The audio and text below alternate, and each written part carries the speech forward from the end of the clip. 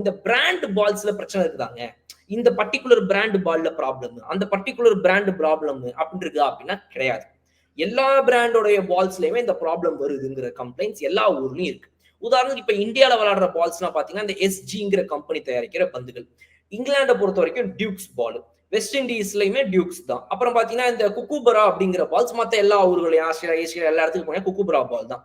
இப்போ இந்த குக்கூபரா பால் தான் இருக்கிறதுலே வந்து ரொம்ப யாருமே ப்ரிஃபர் பண்ணாத பால் மாதிரி கருதப்பட்டுச்சு. ஆனா இப்போ அவங்களுடைய மேனுஃபேக்சரிங் மெத்தட மாத்திட்டாங்க, நிறைய பண்ணிட்டாங்கன்னு சொல்றாங்க. டியூக்ஸ் பால் இப்ப நீங்க வெஸ்ட் இண்டீஸ் ஆஸ்திரேலியா சீரீஸ்லயுமே இதே பிரச்சனை தான். வெஸ்ட் இண்டீஸ் போலர்ஸ் வந்துட்டு என்னங்க பால் இது அப்படின்னு சொல்லி கேட்கிற அளவுக்கு அவங்களுக்கே டென்ஷன் ஆகிற அளவுக்கு பால் போச்சு. இந்தியாலையுமே இதே நீங்க வந்து ஒரு 2010, 15 காலத்துலலாம் நீங்க பாத்தீங்க அப்படின்னா அந்த எஸ்ஜி பால்ஸ்லாம் நிறைய பிரச்சனைகள் சந்திச்சிருக்கு. பால் ஷேப் அவுட் சீக்கிரம் போயிருது, சீக்கிரம் போயிருது அப்படின்னு. அப்போ இது மேனுஃபேக்சரர் பிரச்சனை கிடையாது. அந்த வெதருக்கு ஏத்த மாதிரி, கண்டிஷன்ஸ்க்கு ஏத்த மாதிரி, வெயில் இருக்கு இல்ல வெப்பநிலைக்கு ஏத்த மாதிரி கூட நிறைய மாறும் அப்படின்றா சொல்லப்படுது. சோ இதுதான் இந்த பால் ரீப்ளேஸ்மெண்ட் தியரி அப்படின்னு நம்ம பார்க்கக்கூடிய விஷயங்கள்.